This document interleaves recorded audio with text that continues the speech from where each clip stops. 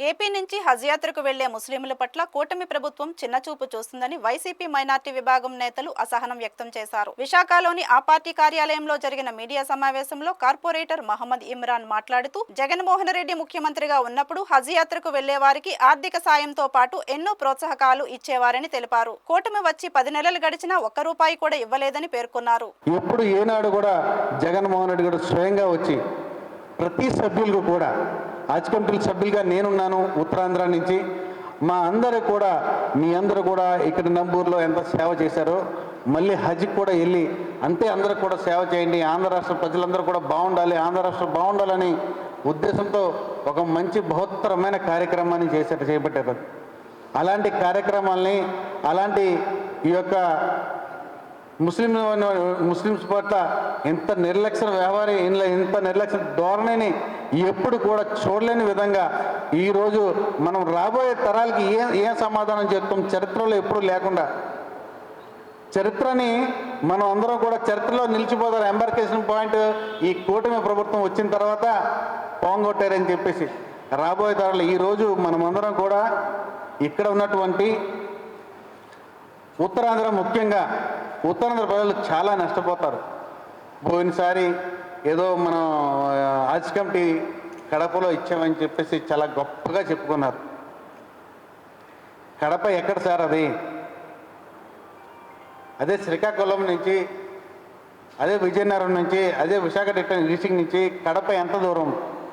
ఏ విధంగా పయనిస్తారో, ఏ విధంగా మన జనాలందరినీ కూడా అంతంత సూట్ కేసులు వేసుకుని అంత దూరం వెళ్తారు? ఒక్కసారి ఆలోచించేయండి. వీళ్ళందరూ కూడా మాటలు చెప్పే ప్రభుత్వం ఇది కానీ చేతలు చేసే ప్రభుత్వం కాదని చెప్పేసి మనం గట్టిగా నమ్మొచ్చు. కడపలో ఏమో హజ్ హౌస్ పెడితే ఇక్కడ ఉన్న ప్రజలందరూ ఏమవ్వాలి? మీరు ప్రజల గురించి ఆలోచిస్తూ ఉన్నారా, లేకపోతే ఒక కాంట్రాక్టర్ల గురించో లేకపోతే దేని గురించి ఆలోచిస్తూ ఉన్నారో జనాలకు అర్థమవుతుంది. జగన్మోహన్ రెడ్డి గారు వచ్చిన తర్వాత సెంటర్ పాయింట్ విజయవాడ అని చెప్పేసి నిశ్చయించి విజయవాడలో హజ్ హౌస్ కట్టాలని చెప్పేసి హజ్ హౌస్కి సరిపడా ఒక 5 ఎకరాల స్థలాన్ని కూడా అతను చూసినటువంటి ఘనత మన వైఎస్ జగన్మోహన్ రెడ్డి గారిది.